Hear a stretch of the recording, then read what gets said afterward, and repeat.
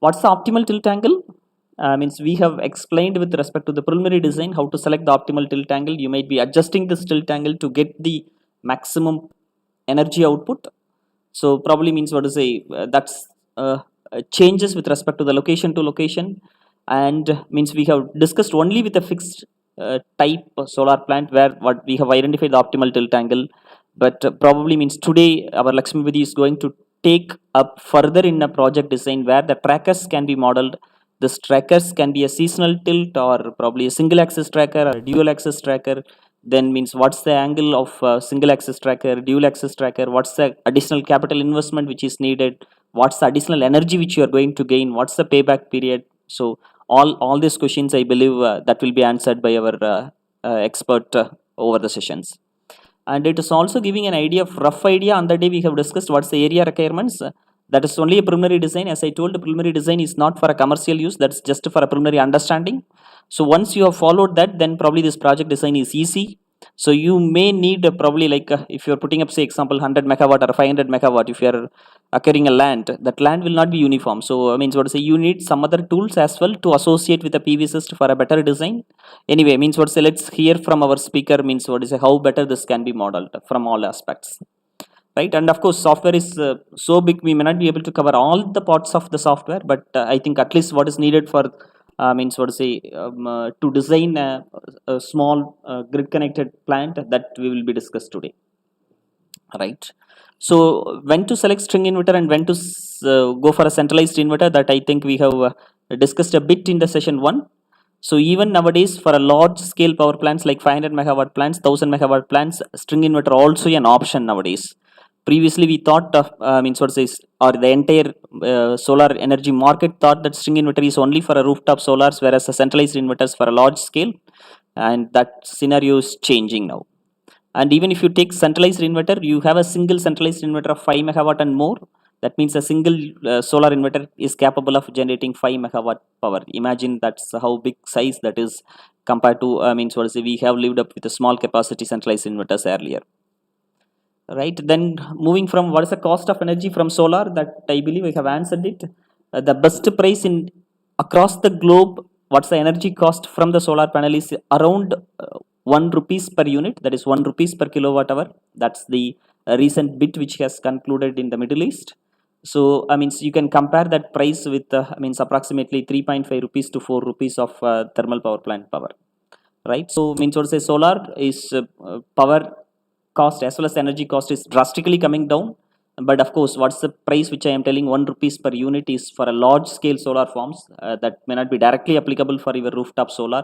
But even means if you are going with a rooftop solar, that is commercially attractive even in India for commercial buildings and industries. That means what's the tariff which you have for an industrial segment or a commercial, that means what say, you will be able to generate solar power from your rooftop solar at a cheaper price than what's the price which you are getting from electricity boards for the segment of commercial segment and industrial segment. And of course means what to say, it's not really commercially attractive as on today for domestic applications where your households are highly subsidized. But yes, maybe the time will come where I means adding a rooftop solar for your homes also commercially attractive. What's the maximum efficiency of solar panel and inverters? I think which we have discussed. Research solar panel is crossing about more than 50%, but in a reality we are still standing at 20%. And again we have three types of panel: thin film, monocrystalline, polycrystalline. What's the efficiency of it? Where to use what? So all these questions I believe that will be answered as a part of the sessions. What's the efficiency of the inverters? That is in the range of about 97%, but that we will discuss bit more. Yep, that's all probably related to PVSys directly, but the next 4 points is not really related to PVSys software. Anyway, we are not going to touch upon that. But still, I mean, we insist this a simple reason, because when you are designing a solar plant design, you need to also understand what's the impact of the solar plant design on the grid. That means the solar is intermittent in nature. So, I mean, so to say, how do we balance the real power generation with the demand in case of the intermittent resource, which is solar, is oscillating? So, for that, what are the grid code compliance which we need to meet? What is the power factor requirements which are there for large scale grid connected solar plants? What is LVRT requirements? How do we ensure that means what to say these inverters are capable of handling the low voltage for a fault at a remote place? and what's the harmonics which is injected by the solar plants, what's the impact of flicker. So these are all probably some questions which needs to be added or addressed as a part of power system studies using simulation softwares like ETAP and DIgSILENT Power Factory. That's not going to be covered as a part of PVSyst, but still I'm insisting that when you're designing a solar plant design, you have to also keep the other aspects also in your mind, and you have to see the overall picture. And of course, I mean, so it's a grid connectivity studies, that's again using power system simulation softwares. Then you need to look at what is the availability and reliability of a grids. That is most important in India. I mean, when you're designing a solar plant design, that's really important to understand what's the availability of the grids and the reliability of the grids, because even if you have a solar energy, if the grid is not available, then you may not be able to extract the power which is generated from the solar panels to the load centers. What's the ramp up and ramp down capabilities? Of course, ramp down is absolutely not controllable when sun is not available, but ramp ups can be absolutely controllable. And what's the control on real power, reactive power, independent real and reactive power control? All these things which you can do with the latest solar inverters. What's the firm power versus intermittent power? And I think we had a session on microgrid design using Homer Pro sometimes back last week, that has explained means what is firm power, what is intermittent power, means why solar power and wind powers are called as intermittent powers. And if you want to convert this intermittent power to a firm power, means you need to add an energy storage. What's the cost at which we need to spend to convert this intermittent power to firm power, etc., which we have discussed, right? Yeah. And need of energy storage for a large scale plants, I think we have referred means in that video that with respect to two important websites. One is a SECI, Solar Energy Corporation of India, came up with some energy storage projects, and means what say IESA, India Energy Storage Association, Reliance, that they are doing quite a lot of things with respect to the energy storage. These are all the probably the websites which you need to watch in. And of course, growth rate of solar plants in India and global, I mean, we have given a quick look on India. Means 2017 we have about 9.7 gigawatt, that has reduced to 8.3 gigawatt in 18, and that has reduced further to 7.3 gigawatt in 19. And where do we going to stand in 2020? That's of course a question mark which we have lost already. I mean, 5 crucial months, and I believe 2020 we will be further less. But of course, I mean, looking forward in 2021 and further, I mean, so to say, we had an ambitious target of 175 gigawatt of renewables, out of which 100 gigawatt has to come from solar. Means we have not even crossed 40% of what's the commitment which we have made for 175 gigawatt and 100 gigawatt renewables. So definitely, I mean, so to say, there could be a big boom in the renewable sector after 2020 or after this COVID. So means how much percentage from rooftop, how much percentage from grid connected, how much percentage with the grid connected energy storage, all these questions. Means how many large scale tenders are converted into your projects. I mean, we could see quite a lot of tenders, just not in India, across the globe. They are at tender stage, but that's not converted into projects. So means then what's the interest on the people, those who are working on these projects, and what's the life of solar plants? That's approximately 20 to 25 years. After this 25 years of life, I mean, how do we are going to handle the waste of the solar panels? Already you could see there are quite a lot of wind farms in Tamil Nadu especially. I mean, so to say, has crossed their life when they have installed in 1990, almost 30 years so gone. But I mean, so to say, we do not have the mechanism to handle this waste. So how do we going to handle this waste of the solar panels after their life? That's another question. And I think we have given the means useful link of NREL, so where you can get quite a lot of informations with respect to the efficiency of the solar panels and more with respect to the PVSyst. Yes, so let's hear the answers from our expert for all our questions. But before means leaving it to him, let me introduce him for the session. And he's Mr. Lakshmipati. He's working as a power system engineer with us in power projects for the past 1 year, and he was an intern with us for the means since his third year BE electrical engineers. That means we have identified him in one of the college when we have gone for a means what to say hands-on training sessions on PV solar plant design using PVSyst. We could understand his potential probably in the same class. We have asked him to join with us as an intern when he was studying in his third year, and he was with us as an intern for 2 years. And in 2 years we are able to means what to say means enhance his potential in power system studies, solar plant designs, microgrid designs, etc. And means what say when he is finishing his college, and of course definitely he is an employable, because he knows PVSyst, he knows Homer Pro, he knows ETAP and DIgSILENT Power Factory, and we don't want him to join in some other organizations, and we have taken him. And today he is working as a power system engineer, working in power system studies like load flow, short circuit, motor starting, relay coordination, arc flash, harmonics. But still, he never lost his passion towards the renewables, which is a green energy from solar. And he continues to work with the means what to say projects in the solar plant design, where he has completed some 10 megawatt and 50 megawatt solar plant power evacuation studies, and 120 megawatt that is in one is in UP Uttar Pradesh and other one is in Haryana. And he has also completed some 20 megawatt solar plant power evacuation studies in Karnataka. And of course, I mean, so what to say, he's instrumental in our organizations with respect to the solar. So let's hear from him. Means what he's going to talk. But please ensure means what to say you are utilizing his potential to its maximum possible. Right, the session is to over to Lakshmi. Thank you, Lakshmi.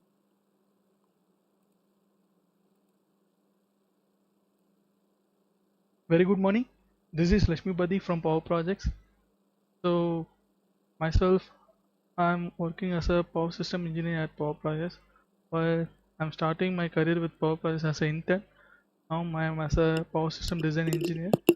So meanwhile, I have developing my knowledge in PV designs and solar panel design by doing the projects with systems. So let's go to our today's agenda.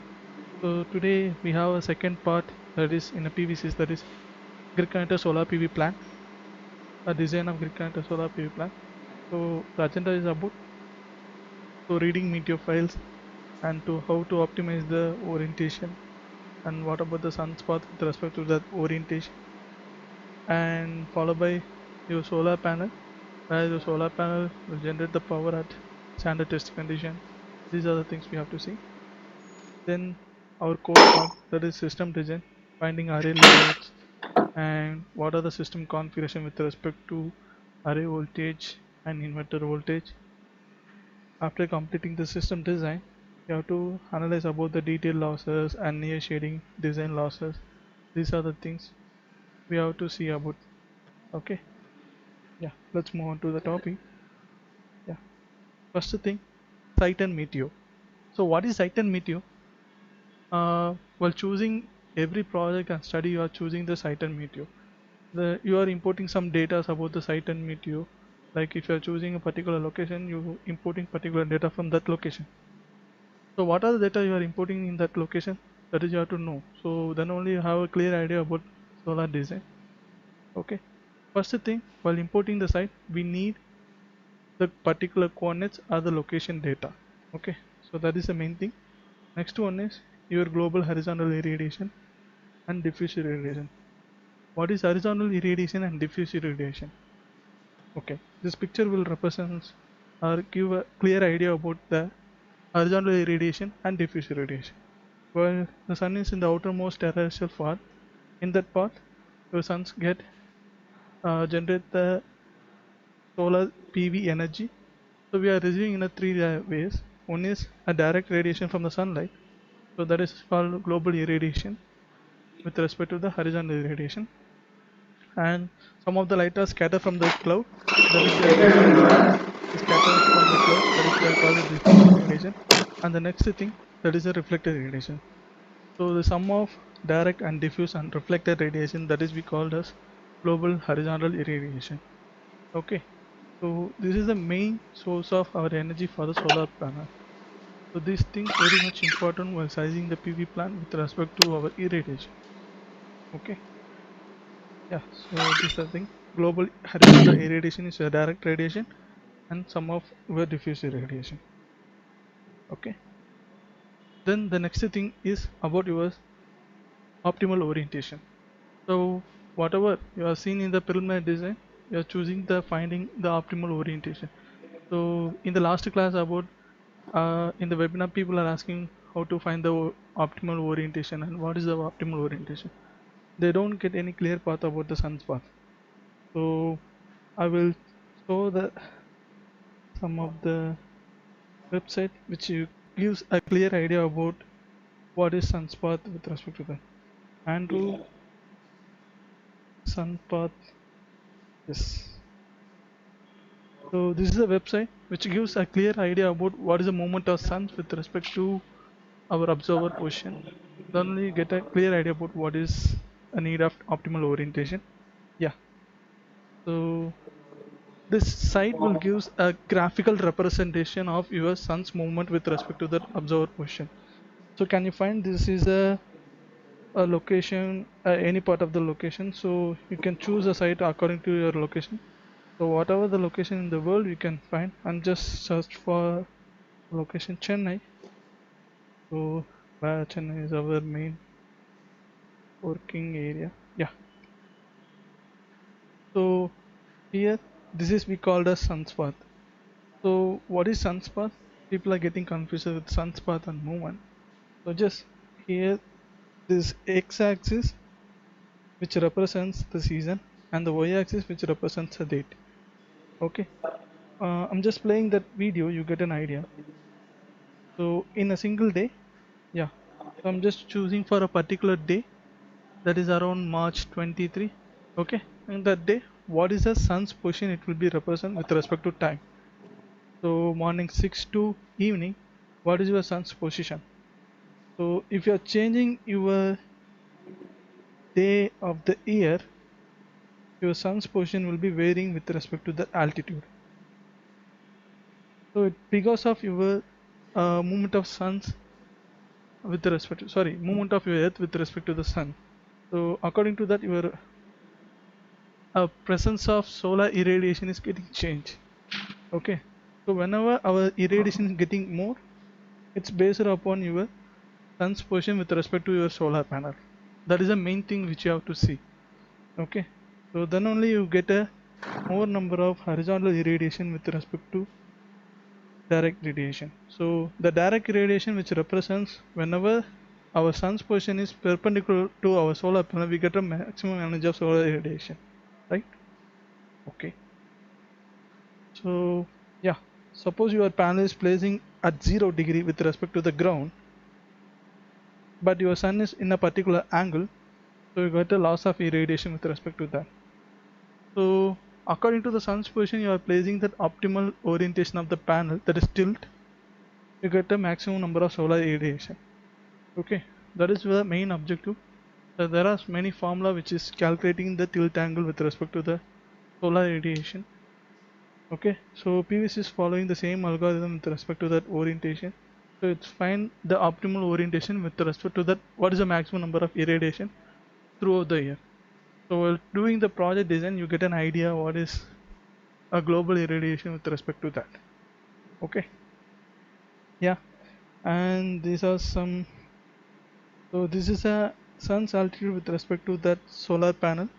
So this is we called as optimum tilt with respect to that. Okay, and now we move on to solar panel STC. So most of the people seeing that solar panel with the 200 watt or 300 watt, whatever they say, it is only that ideal condition or a standard test condition. That standard test condition only it generates that particular wattage. What does that mean? Only that 1000 watt per meter square. So the solar irradiation from the sunlight which you are collecting by the panel, right? So if your solar panel getting the irradiation of 1000 watt at 25 degree of a temperature, cell temperature, then only you get that ideal watt peak, that is 200 watt or 300 watt. What is the nominal power which represent in the panel data sheet we get. Okay. So while doing the project design, that solar standard test condition, it's the main important for sizing the PV cells with respect to the inverter sizing. Okay, so while doing the project design, these are the consideration we have to see. While array sizing, we have to consider what is PV cells operating range, and inverter sizing, we have to consider what is the uh, inverter voltage window. That is we have to see. Okay, yeah. So your panel has a particular voltage. Your module, solar module, has a particular voltage according to the cell which is connected in a series or parallel. Right? This cell voltage will be derated with respect to the temperature. Whenever the temperature is getting rises, your panel voltage is getting decreases, and whenever the temperature is getting decreases, your panel voltage may rises. So you have to find what is the minimum operating voltage with respect to that ambient temperature, and followed by what is the maximum operating voltage with respect to the ambient temperature. So these are the two ends of the solar panel voltage. That is we have to find. According to that, we have to size our voltage window of the inverter. So the inverter has a wide range of voltage range. Okay, so we have to find what is the minimum number of panels which achieve the inverter's operating voltage. Then only you get a inverter operating range of MPPT. So here below that minimum operating voltage of solar panel, your solar panel will not generate the optimum power, and maximum then your solar panel will not generate the current. It just comes to the open circuit condition, and vice versa. Your inverter voltage is less than that minimum level. It will goes below the threshold level. So below the threshold level, your inverter will not operate at the condition, and maximum voltage, that is inverter's insulation level. So generally it is around 1000 to 1500 for a central inverters, I'm telling. Okay, so while sizing the inverter, the types of inverter we will see. So before that, the inverter has a operating range of VMPPT. So that is a minimum range to maximum range. That will be only according to the panel window. So we have to size according to the panel window. So below that threshold voltage, if your inverter is not at all operating, more than that threshold voltage, your inverter will get damaged due to the insulation failure. So we have to carefully size our panel with respect to that inverter operating voltage. Clear? Yeah. So this is a typical module structure. So it is a typical example for 36 modules in a series. So your panel has only a voltage range of 36 to a 40 voltage or a 20 voltage, right? But your inverter has a 800 to 1000 voltage of operating voltage limit, right? And minimum of 400 or something else. The thing is, you have to how to achieve this panel voltage with respect to that inverter by connecting the modules in series. Then only you can achieve the operating DC operating range of inverter. Okay, while connecting the panels in series, so here it is represents a cell. Well, vice versa, it is same for your module also. So while connecting the panels in a series, your voltage is getting increases, but your current will not change, right? Vice versa, you have to connect your panels according to your inverter voltage window. Then only your inverter will in the operating region, or else it will goes below the threshold region. So these are the things which are seen in the PVSyst, how to size the inverter and with respect to that panel voltage. Okay,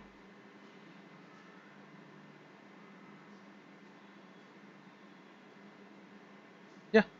So we have two types of inverter while selecting the inverter. One is central inverters, another one is string inverter, where the central inverter is looking like this. So it has a capacity is more than 100 kVA. Okay. The string connection with respect to that inverter will be looking like this. Okay, where whatever the strings which is connected in the pallet is directly connected to the inverter. There is some disadvantages while connecting this configuration. What is the disadvantage? If one of the string is getting shaded with respect to that solar irradiation, so its operating voltages comes to nearly zero, or in the less than that operating region than other two strings. Okay, so it will affect the maximum point of other two strings. So whenever suppose you consider this voltage will becomes to zero, so you try to move the voltage produced by this other two strings also comes to zero, not comes to zero, it will be greater than zero. The thing is, the power generated by other healthy two strings is not transferred to the inverter. That is the main disadvantages in the central inverter. Let's come to the string inverter. The string inverter is looking like this. So each of the strings in the network or the system will be connected to an individual inverter. So its capacity is less than 100 kVA. So the arrangement of strings will be looking like this. So whatever the shading it is get affected by the strings, it will not reflect it to other healthy strings. So that is the main advantage in the string inverter, and it has a lesser footprints. That is, its size is lesser than we can easily commissioning by 2 or 3 man hours of people.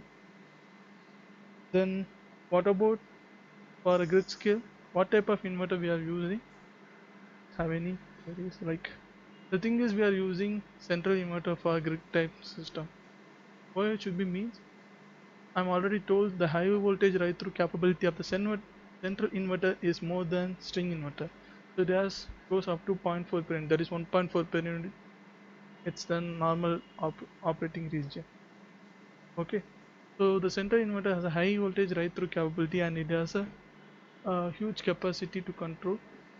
So the SCADA points which is control a 2 megawatt is lesser than by a central inverter is lesser than the string inverter.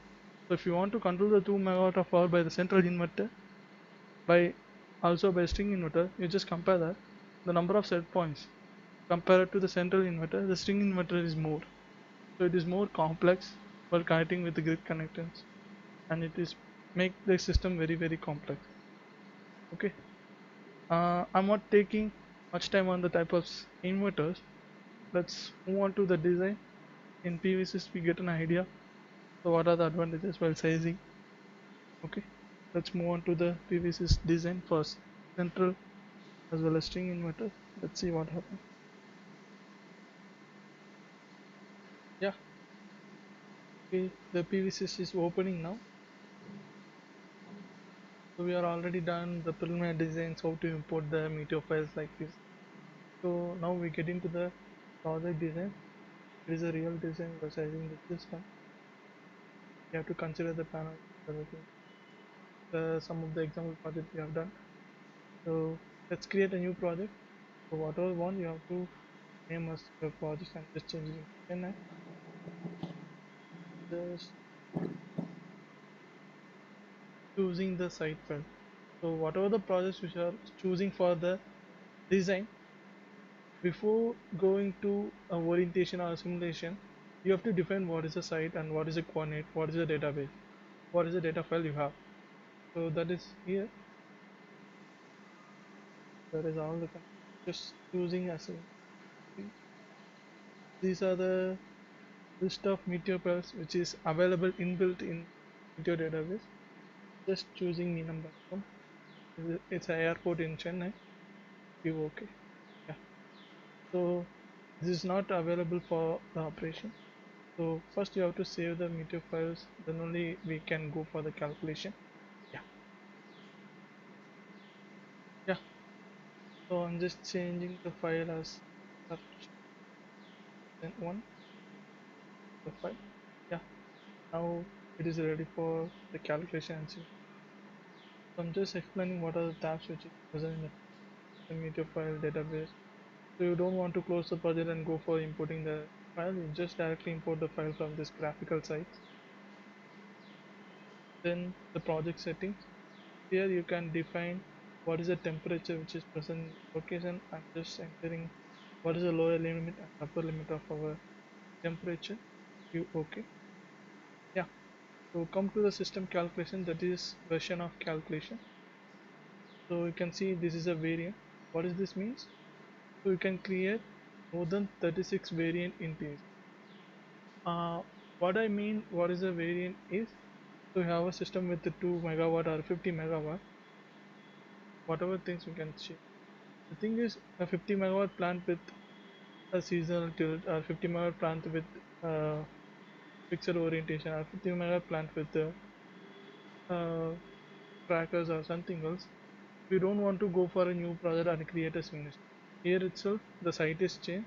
Only thing is you have to change your orientation and keep on change your system configuration with respect to that. And you can see what is the best configuration and what is system yield with respect to that configuration. You can see that. Okay, the main input for the system is you have to give what is the orientation for the system. Okay, so in a preliminary design the people are asking for how to simulate the trackers, how to simulate the seasonal orientation. Here the field type which is given an idea about the orientation. Here totally different orientation which is available in the PVSys. This is the several orientation. What is the mean of several orientation? So in your system you have two different subarrays. So one of the subarray has a particular orientation and you want to make another subarray with a different orientation for a design constraint or a area constraint, whatever. You can make the orientation. Here we can make up to 8 orientation in PVSys for 8 subarrays. What does that mean? 8 subarrays. And followed by seasonal tilt adjustment. So the seasonal tilt adjustment means you can define two different orientation with respect to that winter and summer, and with respect to that what is the yield we can see, and followed by unlimited shunt. So this is a representation for the grid connector solar panel. So here you can define what is the distance between the panel to panel, or else you can directly go with the fixed orientation and you can design on the shading itself. Okay.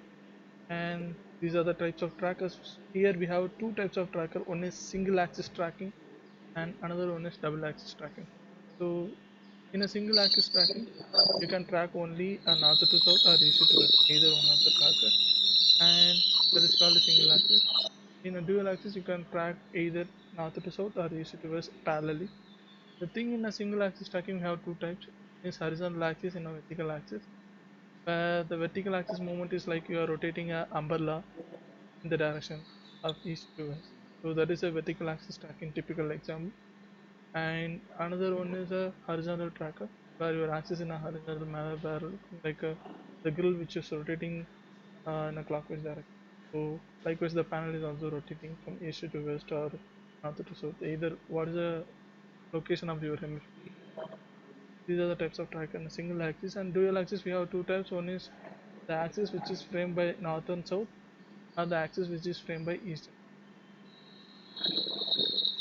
Now I am choosing a one variant as a fixed plane, and I am choosing one more plane as a HPC. And I'm already told here this is a global collector plane. This is called our global irradiation which are taking for the calculation. Okay. So whatever you are changing the orientation here, it is reflected on your collector plane as a yield. So this is a yield with respect to your orientation. If you are increasing the tilt with respect to that, your orientation, your collector plane yield will be getting reduces. And if you are reducing the tilt angle, so irradiation is getting more. And this tilt angle is only for throughout the year. Here I mentioned, not for summer or winter. So I'm just choosing 13 degrees is a tilt angle for the Chennai. You okay? And now I'm getting to the system. So we are just try to make a 10 megawatt plant, so it is expressed in kilowatt peak. The tool is come like this. So either they have mentioned the DC capacity or AC capacity of the plant, the customer. So according to that we have to choose. Here I'm just taking as a DC capacity of 10 megawatt kilowatt peak. I'm just taking as, yeah. So this is our schema which is represents what is a PV array, what is a system, what is a load. PV array is just a group of panels for connecting with respect to the inverter. So the inverter is we call as power conditioning device or a power conversion system, either we can call. The thing is it is called as a system. And next thing, the load, the end user which collects a panel of energy. Right. So now I am freezing what is my planned power. Okay. Now I'm getting to the solar PV module. So here the PVSyst provides nearly 400 types of 400 types of module data sheets which is present in the PVSyst. You can choose either of that thing. I'm just taking the panel. Just here lastly is Trina. Just choosing 300 watt peak panel. Okay. So here it is mentioned the two operating voltage region of the solar panel. What is that? One is the maximum voltage limit, another one is your minimum voltage limit. What was that? No questions, right? So before that, I have to explain the data sheets about the panel. So with the reference condition, what is my panel short circuit current? What is my panel operating current? And what is my panel operating open circuit voltage and operating voltage? These are present in the PVCs. Okay. So there is a term which is present in the PVCs, that is mu VOC. This is a temperature coefficient for that panel. So what does that mean? the degree rise in temperature from the standard test condition. What is our standard test condition? That is 25 degree. So whatever our cell is operated at 25 degree, it will generate voltage at this condition. Whenever it deviates from a variation of voltage is expressed in a millivolt with respect to the temperature. Okay. So we have to define what is a maximum voltage condition, what is a minimum voltage condition. So whenever our panel is operated at maximum voltage in a open circuit voltage, right? So what is the worst maximum over voltage? That is open circuit voltage with the minimum temperature. That is here. That is 46.1. And what is the worst under voltage of the panel? So what is the minimum voltage we are operating the panel? That is operating voltage VMP. Here the VMP is there. That is 6.23. And what is the worst minimum operating voltage? The worst minimum operating voltage is based upon your panel temperature duration. So whatever the temperature rise, your panel voltage will getting decreases with respect to that. So here the worst operating voltage temperature is 60 degree. That is ambient temperature for the system. So according to the 60 degree, what is my minimum voltage of the panel? So here this is my panel window, which I am already told the presentation itself. Yeah. So the panel has the minimum voltage and maximum voltage with respect to the temperature. That is we have seen here. That is 31.0 voltage and 46.1 voltage. It is operating voltage of the panel. Come to the inverter. So the inverter is available according to the year wise is there. With respect to what is the manufacturer is also just looking at 2 megawatt inverter. That is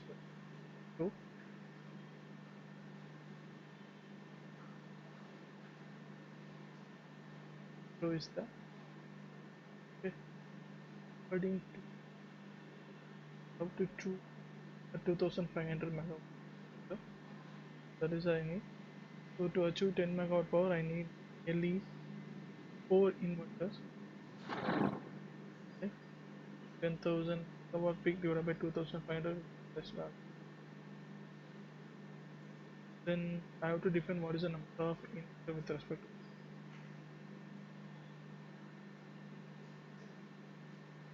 Fine. Here the number of modules in series and number of modules in a series generator. Now question how it will be generated according to that. So yeah, I will show some results for that. So here I'm just plotting the panel details. What are my panel details? Excel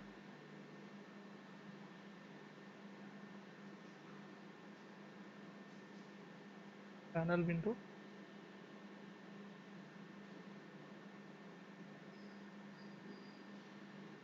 So what is my panel source to over voltage? That is 41, 45.9. And what is my post under voltage? That is 31.0.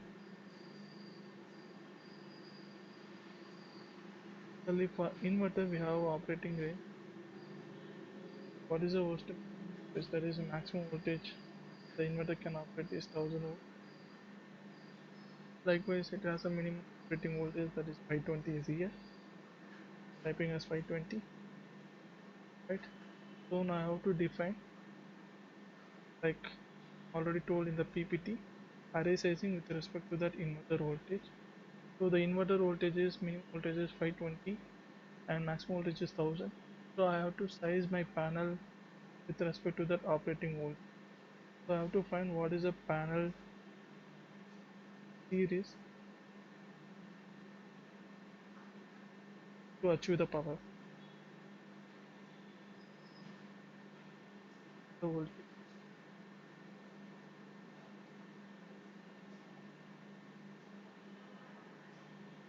Here we have to find what is the maximum number of panels required by the system.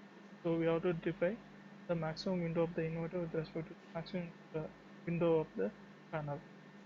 So it nearly comes to 21.78. I'm not going to round up, I'm just going to round down. So I mean, if I'm round up, it will goes above the inverter operating voltage. So I'm just taking as 21. Likewise, we have to find what is the minimum number of panels to achieve the power, that is voltage. We have to divide the minimum voltage with respect to that minimum. the panel. So now you can round up. So if you round down, it will goes below the threshold voltage. So I'm just round up this, and this is a suggestion which is given by the modules in series. So the modules which connected in the series we are calling a string. So per string we have choose a range of 21 to 7. So always go with the higher, and it based on the configuration. If you goes with the higher one, if one of the panels getting shaded, remaining 20 panels will not getting affected. So it will not go below the threshold limit. But if you're taking the lowest limit of 17 panels in series, if one of the panels getting shaded, then the voltage is reduced by 31 voltage and it will goes below the threshold limit, that is 490 ohm. So the inverter will not operate at here. So that is what I am telling. Okay.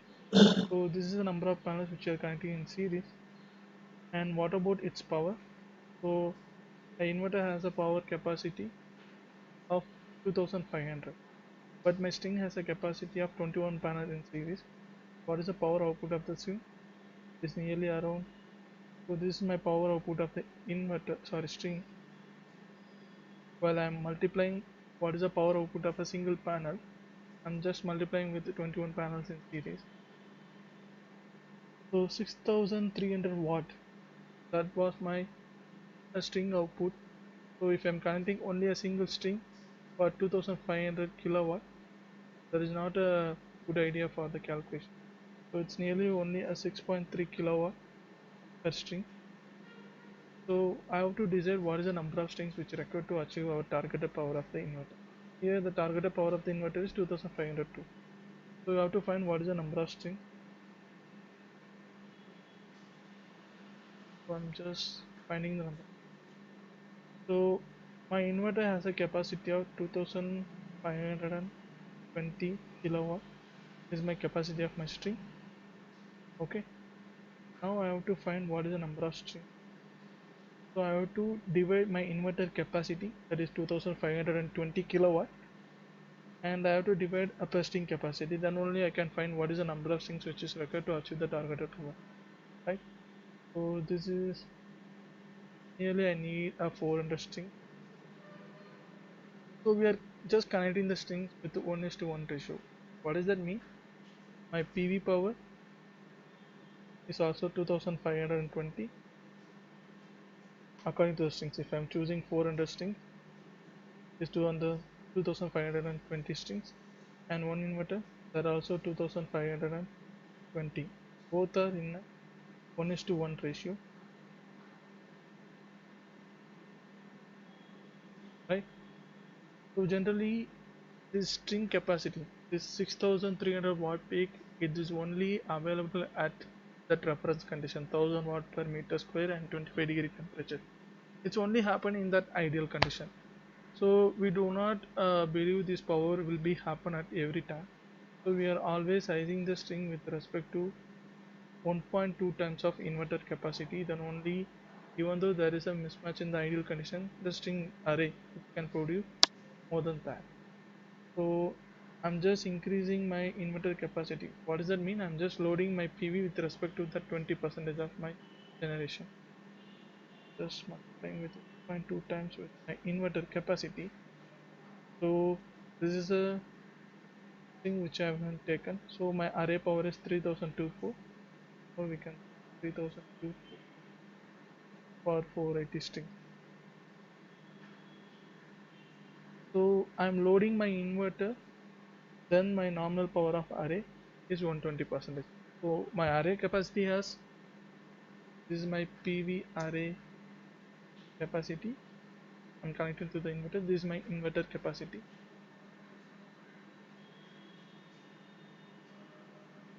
So with respect to that, my load ratio.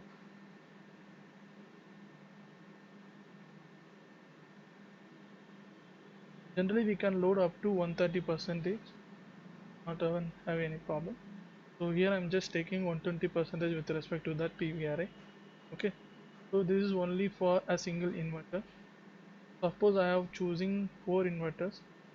So then I need 4 cross 480. What is that count? total number of strings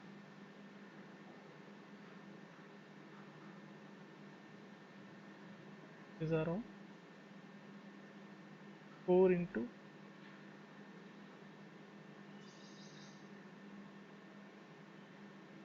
480. Nearly I need 1920 strings to achieve 120 load ratio.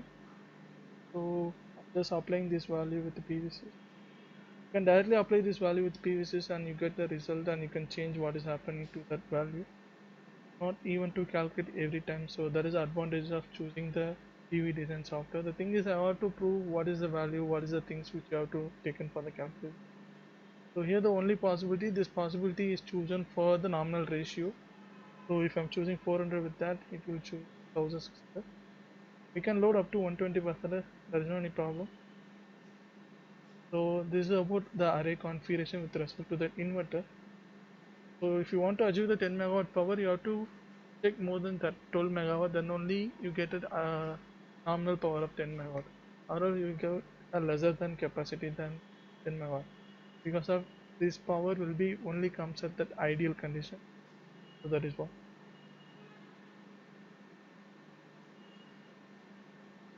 So the system configuration is done. Now we comes to the detailed design losses. So for accurate system yield, to predict an accurate system yield, we need a detailed losses accurately. Then only we can find what is the energy which we can generate from the PV array. So there are some losses which is present in the PV system. So let's see what are the losses and what are the factors which you have to include for the PV designs. First thing, the thermal parameter. What is the thermal parameter? This thermal parameter which represent what is the loss due to the temperature. And this loss due to the temperature which depends upon your mounting structure. Suppose your mounting structure is integrated with a phaser rope or something else, there is no any circulation of air in the location. Okay, so it is looking like this. So according to that, what is your nominal cell operating temperature? What is that cell operating temperature? So according to your mounting structure, whatever the temperature which is fall on the module, your temperature will be goes up to 68 degree. So this will leads to the loss of temperature deviation from the standard test condition of 25 degree. Whenever the module which is operating in the 25 degree, then only it can generates the nominal power. So whenever it deviates from that nominal cell operating temperature, there is a loss. So that is we have to account. So here we have an option for that module integration, like what are the structure of the module. According to that, there is a thermal loss factor. So that is we can include here. For a grid connector plant, it is a free mounting structure. So let's see what is happened to according to the free mounting structure. So in free mounting structure, we have a 29 watt per meter square.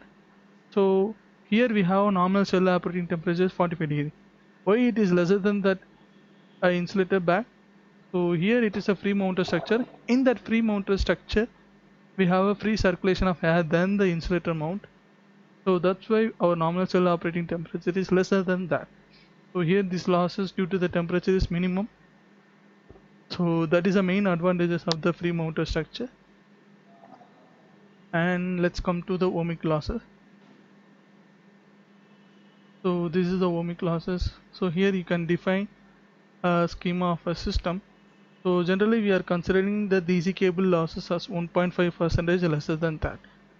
So what does that mean? Whatever the energy generated by the PV plant, it will be considered for the DC cable losses. Then only we can find what is the energy which we can inject it to the grid, we can find.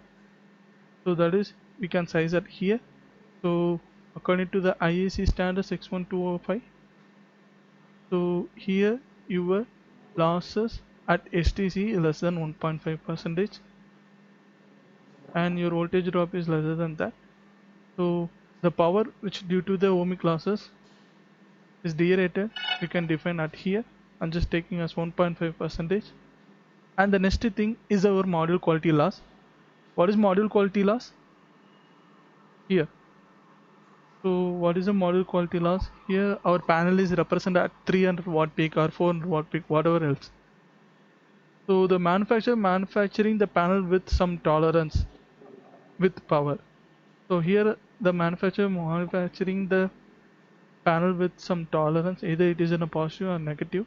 Generally, the solar modules are manufacturing with the positive tolerance only. The thing is, whatever the duration factor which comes in the picture, the module quality will not affect. So that's why they are taking the module quality with the positive tolerance.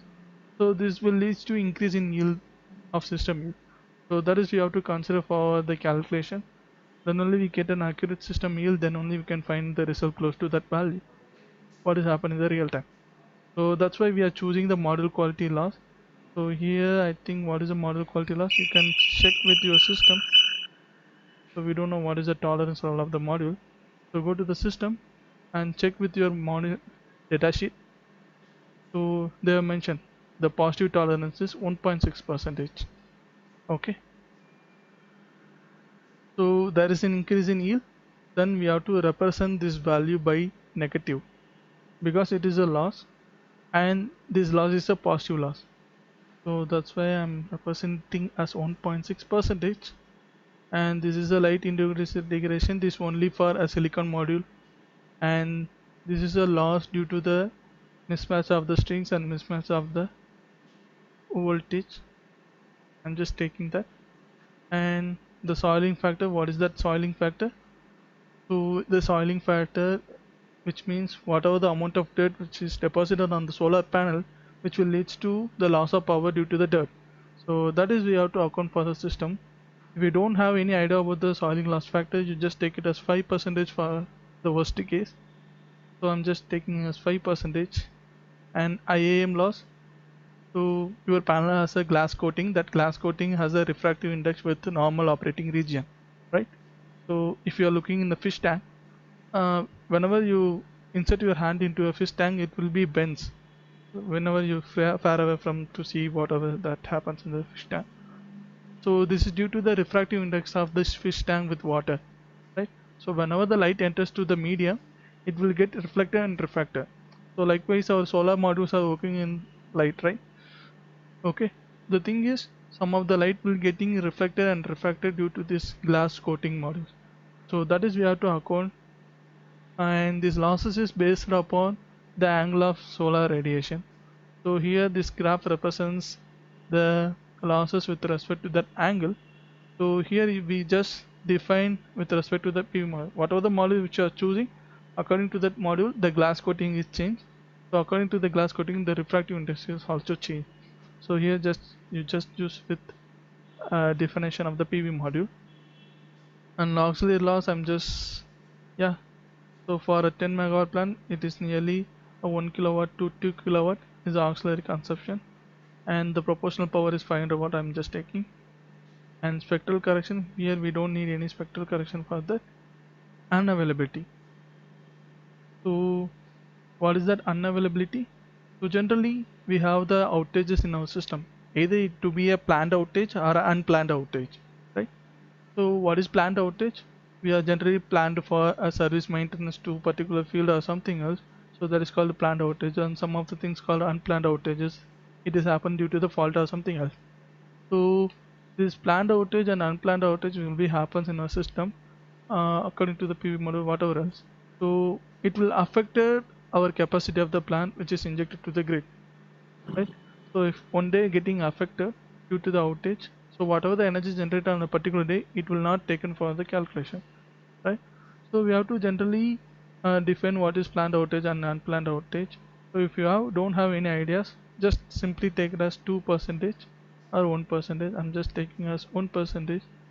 So throughout 365 days, I'm just taking 1%. It's 3.65 days. So you can define what is the day, according to that what is the loss. So if you are defining a particular day for a planned outages, or what is the duration, what is the generation by the particular day, it will not account for the calculation, then you get an accurate result for that calculation. I'm just, if you have only three planned outages for a maintenance, then you have to define hours of duration for that. So likewise you can define. And aging, so the aging factor, yeah, it's loading. Yeah, so in the panel manufacturer itself they mention what is the annual degradation with respect to that aging. Generally, the panel has a aging degradation factor of 1.25%. At the end of 20 years or 10 years, it will get reduced. So here the annual degradation factor of the panel will be 1.15% with respect to that. So it will taken for the 10 year simulation. So whatever the energy generated, so if you are planning for a design for 25 years, so you have to consider this degradation with respect to that year. Then only you get a accurate results injected by the grid, and you can find what is a playback period for the system. Okay, thank you. Okay, let's move on to the interesting topic, near shading. So what is near shading? The shading between the nearby object which is created in the solar PV plant, that is called as near shading. The thing is, in a near shading you have to model the solar PV plant in a 3D model. The people are waiting for the most interesting thing, that there's a 3D design of your solar PV plant which we can create by the near shading options. So before going to that solar PV design in a 3D, we have to know what is our system overview. What is the system overview? What is the orientation which is present in your system? And what is the tilt angle with respect to that azimuth or something else? And followed by what is the number of strings and what is the number of modules per strings. This will help to define what is our table. What is it? We are arranging the solar panels, not only a single panel in a frame. We are placing a number of frames, number of panels in a frame. So that is depends upon your strings in the modules in the strings, right? Let's move on. So this is the active area, 79,115 meters square. This is the area which is required to create a 10 megawatt plant by the solar panel itself, not distance between the panel. It's only the area required for the solar panel itself. Okay, lots of questions are there. Just move on to construction and perspective view of the solar PV design, and one by one we will deal that. Yeah, so getting to that, we have the options like file. In the file we can create the new scenes and read the scenes. Read the scenes means if you have any house we can create that. So give okay. So this is a inbuilt 3D structure which is created by the PVSyst. So if you create a many shaded things by the solar PVSyst, it will present in the reading scenes. And input, you can read the 3D scenes either by the PVSyst or else you can use by the external softwares like helioscope. This is one of the software which you are using for the solar PV designs as well as 3D designs. So you can read the file from the helioscope as well as the 3D scenes, that 3ds and DAE. These are the format which is available at AutoCAD as well as the Google SketchUp, the popular software SketchUp. So you can create the 3D structure of the mount and you can import the file from the SketchUp to the PVSyst and you can create that. If you don't have, no problem, you can create it by the PVSyst itself. Okay, now I'm going to create a new scene. Yes, so these are the 3D view of our panel. First thing, this is creating the objects for. So what are the objects which present in your system? Either it is a building or tree, or you can create by here. And what type of rectangular panel which you are having. Suppose the panel shape is irregular, likewise you can create like a polygonal PV planes. Just about the mounting structure, according to that, and this is a dooms like a shed placed solar PV panels. Phaser roofs.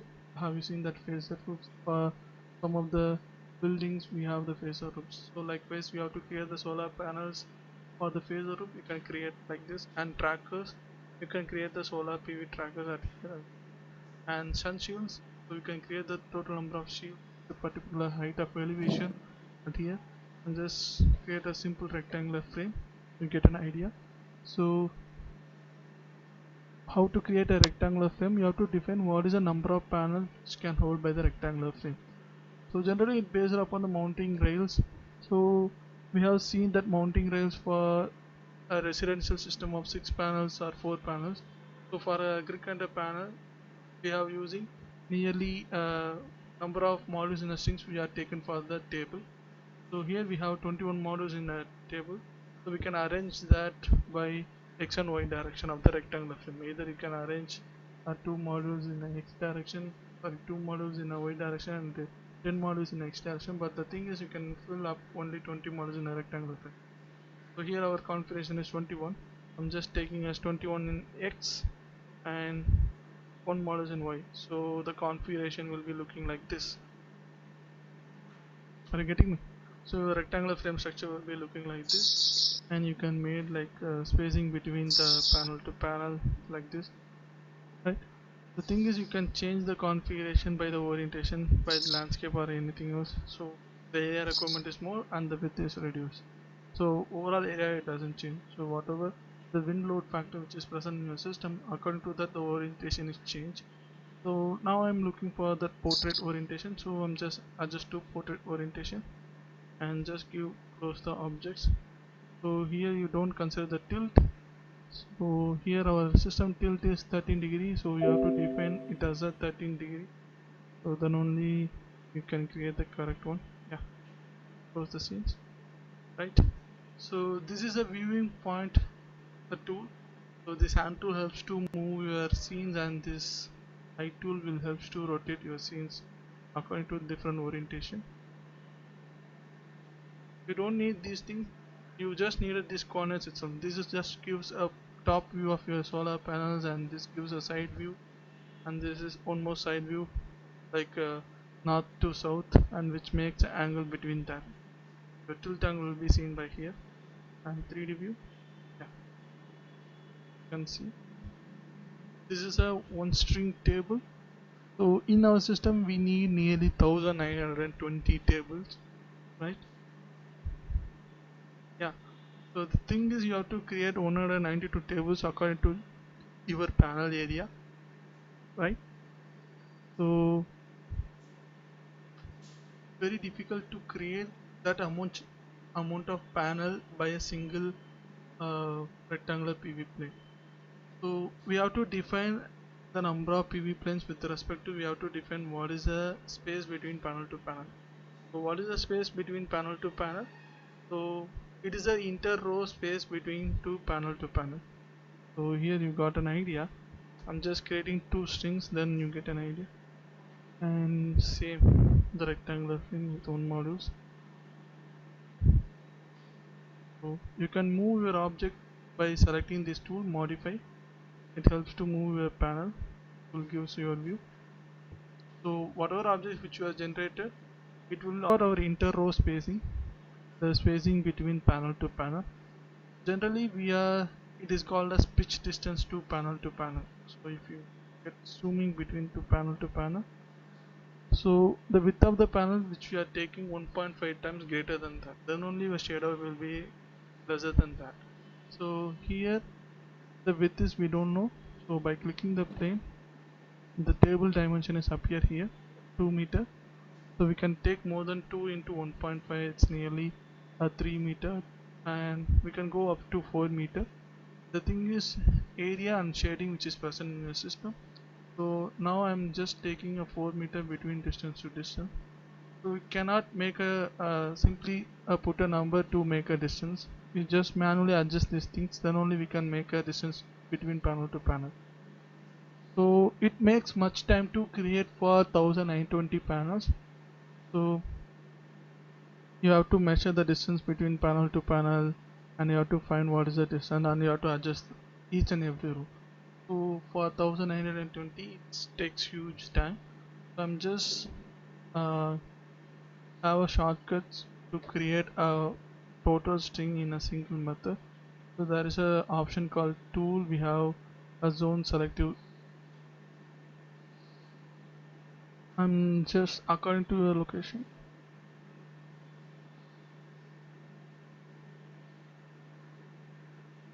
So if your area is a rectangular, you can choose according to the rectangular area. If your area is like irregular shape, then you can use that freeze tool. So from that you can define set points in your area. According to that you can fill your panel. So the purpose of this tool is you can fill your model according to the area. Yeah, so I'm not just doing that, I'm just making the simulation, you get an idea.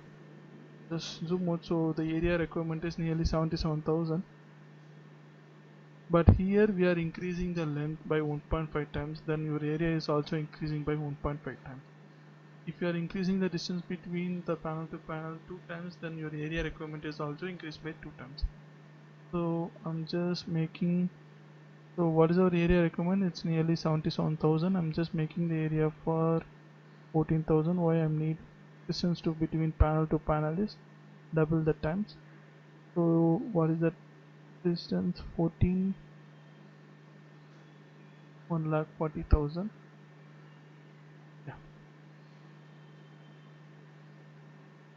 So by clicking right click and you can increase the area and you can see the width of the panel.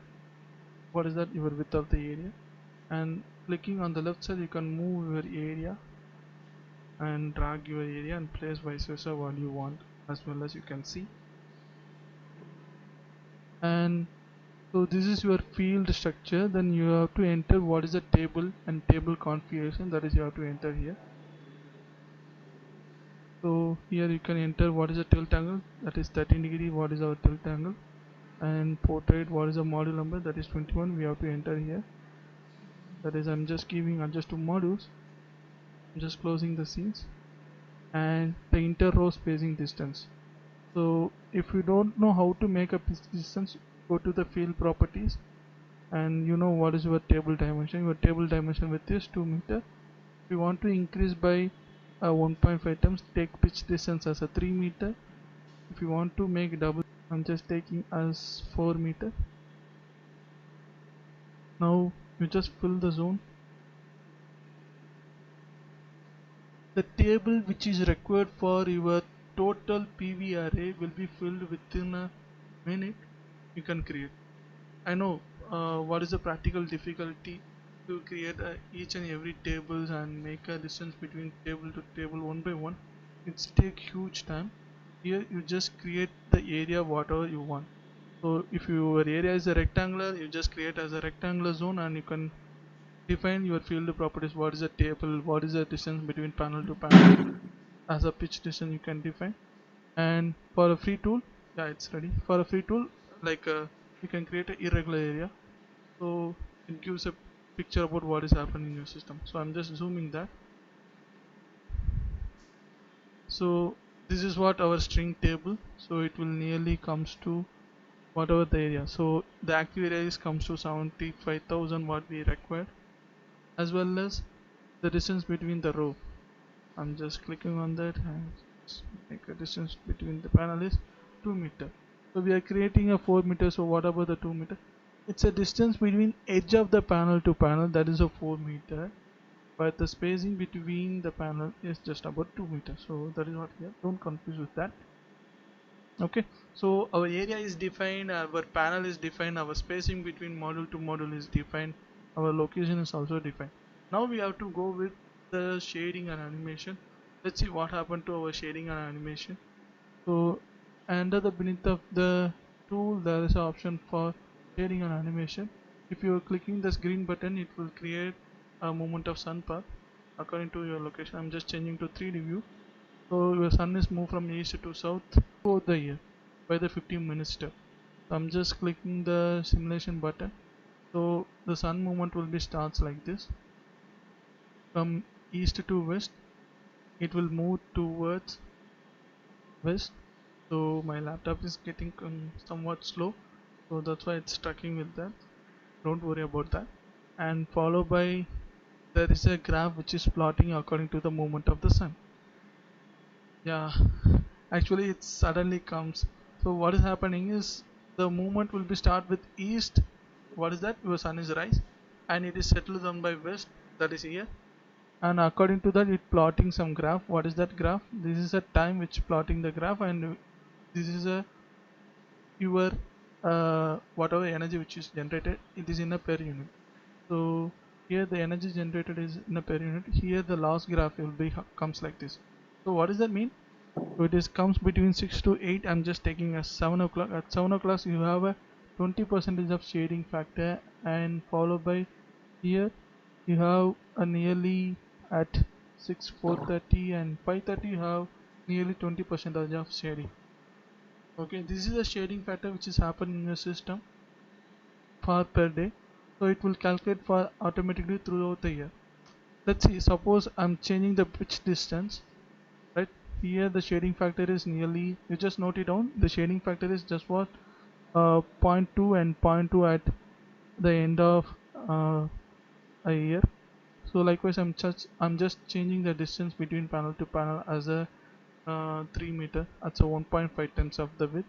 Let's see what happens. So the zone will be filled according to that 1.5 distance, and the shading graph will be changed according to the distance. So what I'm trying to make, if you're adjusting the distance between panel to panel, the shading present in your system is also, your shading amount will be more. So what does that mean? During the sun rising time and settling time, you just imagine you have a torchlight. If the torchlight is directly towards your mid of your chest, your shadow will be equal to you. But if your torchlight is in the height of your foot, near to your foot, your shading will be double your height, right? Likewise, your sun rising time is uh, will be at the rising time, your shading will be more, and settling time also your shading will be more. So you can clearly see that the shading graph will be getting increases. So your shading graph is getting increases by zero point 0.4. Last case is just 20 percentage. Now it is 0.4 at the time of 7 o'clock, and at settling time also there is a shading. I think it will come later. Yeah. So the thing is, your shading is getting increased, right? So whenever you are reducing your distance, your shading is increased by the double the distance. Whatever you are decreasing the distance by 50 percentage, from the not 50 percentage or 25 percentage, your shading is getting by increased by 50 percentage, right? I'm just reducing, I'm just increasing the distance, say back to 4 meter, right? The thing is, you have to maintain more than 1.5 distance of your width. That is what our objective which we have to make. Then only the shading between the panel to panel is minimum. And these are the main things which you have to notice. Whenever you are increasing the distance between panel to panel, your area requirement is more, right? So likewise, uh, the land cost is also inclusive to your total investment cost. So these are the things we are looking for that while making the distance between panel to panel. So here you are increasing to double the distance of the width, no problem.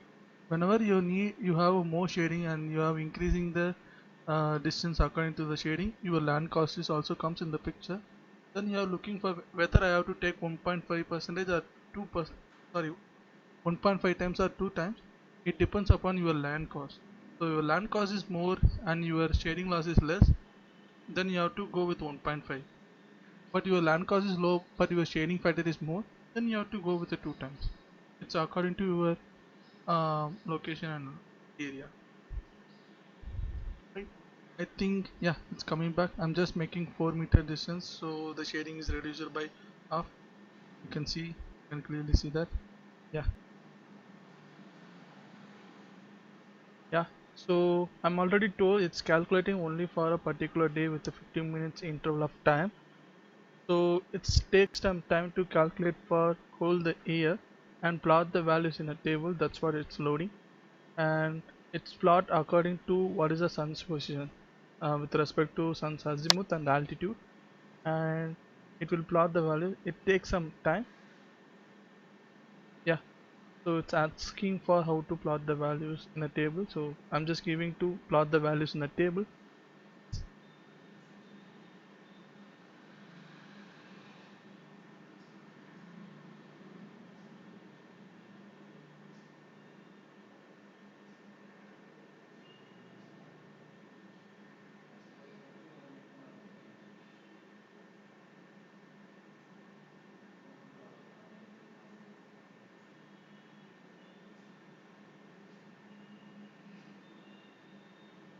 Now you just click on the table will be represents what is a shading according to the whole year. So how it calculates the whole year? So this is the sun's position with respect to east to west, and this is the sun's position with respect to north and south. So this will represent the altitude, and I'm already shown in that PV diagram in that Andrew sun path viewer. So what does that mean? So it represents a particular day during rising time. In that rising time, at 2 degree of sun's position, there is behind the panel. So the sunlight will not fall on the panel; it will behind the panel. After, there is some shading, like whenever your sun is rising to 100 degree, it's around 7 or 8 o'clock. You're just confused with that, right? So I'm already shown in that Andrew Marsh sun path viewer what is the sun's position and what is the altitude, right? So I'm just again show the Andrew Marsh sun path viewer. Yeah. So in that you get an idea about, yeah, when it is, yeah, yeah.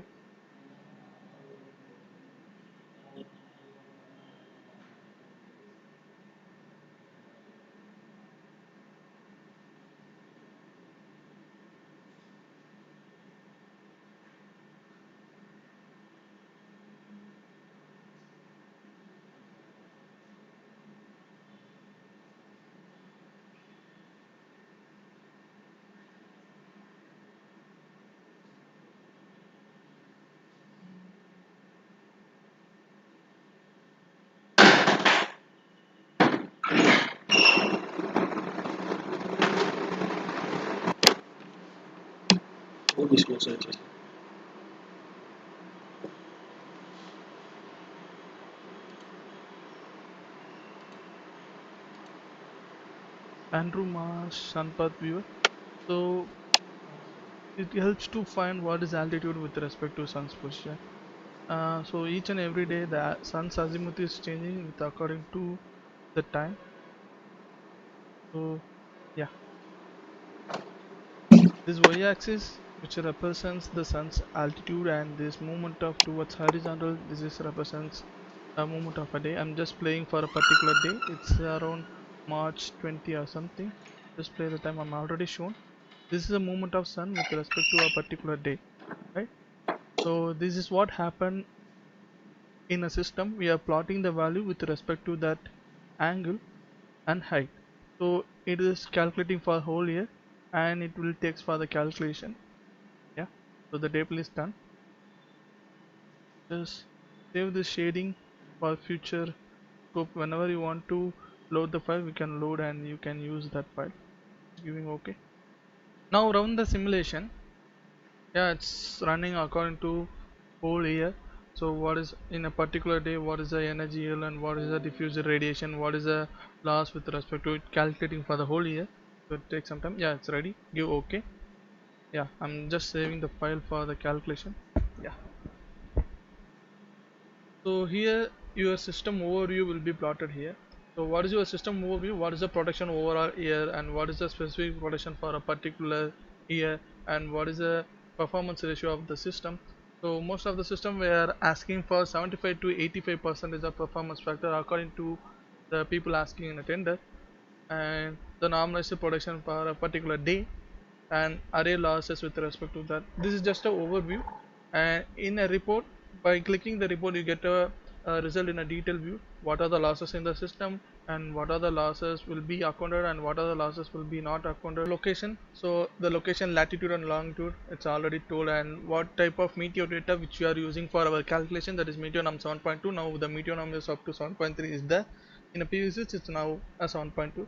Yeah, so the simulation, as well as what is the shades which are using for the system. So it's a ground mounted system, that's what it shows. And what is the tilt angle, and what is the spacing between panel to panel, that is we are taking, and what is the ground coverage ratio. So here we are using double the distance of the width, right? So if you are placing one shed, you have to make a distance by spacing between a same shed, that is we make a distance. So we are requiring area double the times, that is what it shows. Ground coverage ratio by the panel is just 50%. Remaining 50% is provided spacing between panel to panel to avoid the shading. So that is what shows us here. And what type of module, and what is the manufacturer, here the polysilicon material, and followed by what is the manufacturer here, and what is the number of strings we are using for the simulation. and what is the p-num ratio, what is the inverter unit, these are the things. Okay, then come to the array loss factor. What is the loss factor with respect to in our system, what is the thermal loss factor, and what is the mismatch loss factor. So you get a clear idea in the total loss diagram. I will show it here. Yeah, and yeah, this is what our system.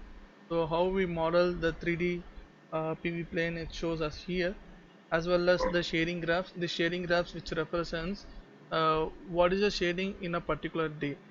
So if you want a clear idea, the shading graph will already explain by the Selva sir, and this is what represent each and every time in a particular day of the month. So the curve 7 which represents December 22. So what that meant, at 7 o'clock you have a shading of 50 to 40%, and between a noon time there is no any shading, and after evening there is a shading which represent at here. So just go through that, then only get an idea. I'm not go on much on that. And this is what our performance ratio with respect to the month which are plotting. And what is the performance ratio, that is what is your energy at the collector level. So this is what my energy at my collector level with respect to that E array, and what is the energy which I am injected to the grid, that is plotted at here. Okay, and followed by the losses diagram. Yeah, so here the losses diagram which represents what is the total energy which we can collect from a particular area. So here it represents in a meter square what is the energy which we can collect for throughout the year, that is 1927. That is what your total energy per meter square throughout the year. So we get 1.8 percentage of positive tolerance, sorry, positive yield with respect to that our tilt angle. So this is advantage of while making the tilt angle. So you get a 1.8 percentage gain factor with respect to this energy, and followed by what is the global irradiation. Whenever the energy less than threshold, you cannot collect by the your collector plane, that is your solar panel, that is what here. And your shading factor here, your shading factor is 0.73 throughout the year. So the shading factor is here is somewhat lesser, and followed by the IAM factor. I'm already told it's just a refractive index of the glass coating which plays on the solar panel. It has a refractive index, so some of the partial light getting reflected and refracted. Due to that, what is the loss which you can get? So it's around 3%. It's greater than your near shading. So the choosing module glass coating is most important for the calculation, as well as the soiling factor. We don't know what is the idea about the soiling factor, we just take it as 5%, so that's what it's taken as here. And what is our collector area, that is solar panel area. With respect to that, what is the energy which we can collect, and this is what our efficiency of the solar panel. So I'm just plotting the values at here, and follow by what is the loss due to the temperature and what is the loss due to the module quality. Here it is a positive tolerance, so there is increase in energy. And what is the mismatch loss with respect to the sinks that is we are taking, and ohmic loss and wiring loss throughout the year. So this change according to the temperature, and it's around the efficiency of the inverter, right? And followed by the system unavailability. So we are taking the unavailability for the 3 days as a 1%, right? Here there is a 1% of system unavailability, 1.15%, and auxiliary consumption. The auxiliary consumption like temperature reducing fans in an inverter, like that.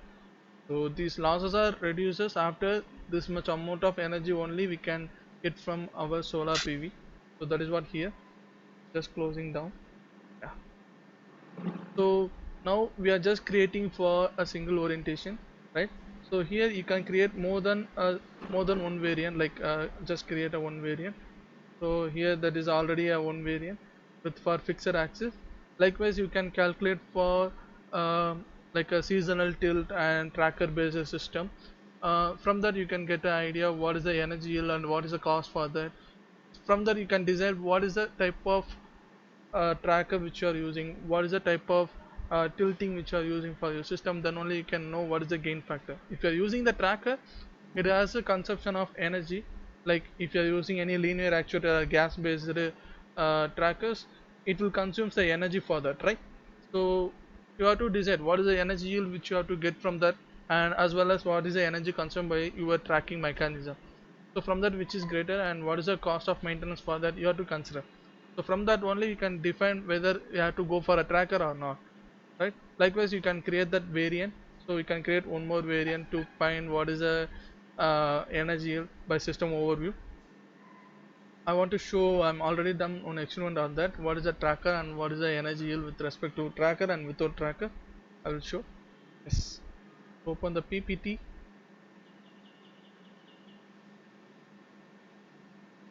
So here we have made some case studies for tracker, without tracker. As tracker we have made for single axis and the base case of a fixed axis. Thing is the yield by the fixed axis respect to the single axis rather than single axis tracking doesn't yield more, no tracking, and dual axis tracking has a 30% yield. Like interperformance, collection of energy in a smaller area is compared to tracker, but it has also disadvantages like the increaser in our tracker we are using linear active gas control as well as the tracker cost will be comes in the picture, as well as this tracker will consume the energy also, right? Yeah, thank you Very good morning. for all. This is I Lakshmi think Padi from Power Projects. our Lakshmi has done a good job. Myself, Hope working as it's a power system engineer a at Power bit clear, Projects. While and I'm I starting my think career with Power this Projects, is now the registration link for the certificates, which I think I have already shared, and many of you have filled it. I have developed a And if you have any worries or any questions, clarifications on the certificates or something, I mean, so to say, you just reach out our I have engineer got a recent Danush on this number. grid connected solar I believe system. this link is available. Let me share this link probably once again. What is about? So reading meteor file, Once again for you what to, is the orientation, and what about the sunspots with sorry, respect to that orientation, and I what think the about link has been already solar shared, panel? but anyway, There means is a what you solar say, many panel people are with asking respect again to and again, so let me share it once standardization. again, These are the things we have to see. Then our core part, that right? is system design, finding array layouts, and what are the system configuration with respect to array. Yeah, who, yeah, sorry guys, actually, I mean, sorry for the communication gap, means what to say, I have shared the link and he's telling, I mean, Dhanush is telling that still 3 more minutes, that's it. So means fill the feedback form and means to collect the certificates. And if you have any issues on the certificates, please reach out Dhanush. He is available on this number, right? I mean, so I believe I have shared this link multiple times. And if you still have any doubts, you please contact with the number what Dhanush number which we have given. That's for certificates. Fine. Yep. And probably means what to say. I could see means what to say. Quite a lot of people are really looking for the certificates. Yes. I mean, so let me give a quick view. The certificate person. Means I am gold medalist in my masters from College of Engineering, Indiana University. And means what to say, when you come to industry, means what to say, your knowledge is more important than your certificates. So hence request you to focus on learning than merely certificates. Of course I do agree, means what to say, you can proudly say that you have completed that these etc certificates, that's great. But yep, any background voice is there or not? I'm not sure. I think yep. Remotely he is also connected. Anyway, means I'm binding up with just a simple information stating that if you are really interested on our sessions, you can follow us in YouTube, Facebook, Instagram, uh, and LinkedIn, and you can contact us on this email ID info@powerprojectsindia.com. And means we are also available reachable in this number for your technical queries related to any simulation softwares like ETAP, DIgSILENT, Power Factory, PVSyst, DIALux, Homer, etc.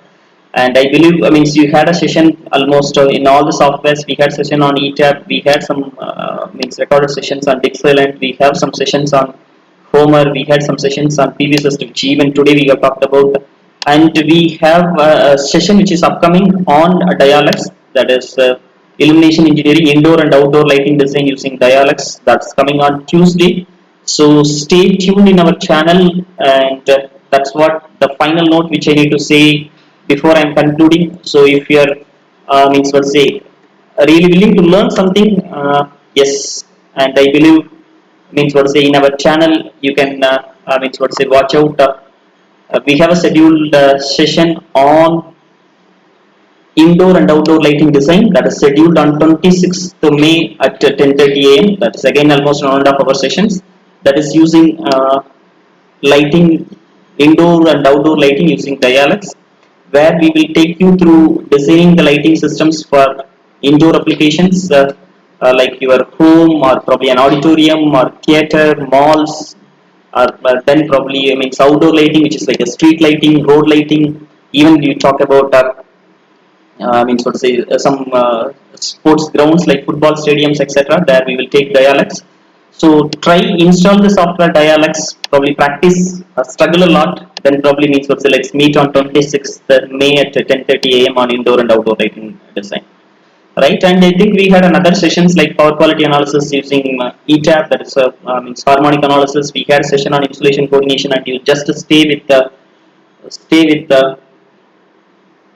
volume, I mean stay with our channel for anything, and for technical doubts, yes, you can be always stay connected with us through this contact number or email ID, or you can follow us in our any social media like YouTube, Facebook, Instagram, and LinkedIn. Yeah, thanks then, have a nice day. Let's meet again on next Tuesday. Thank you, have a nice day.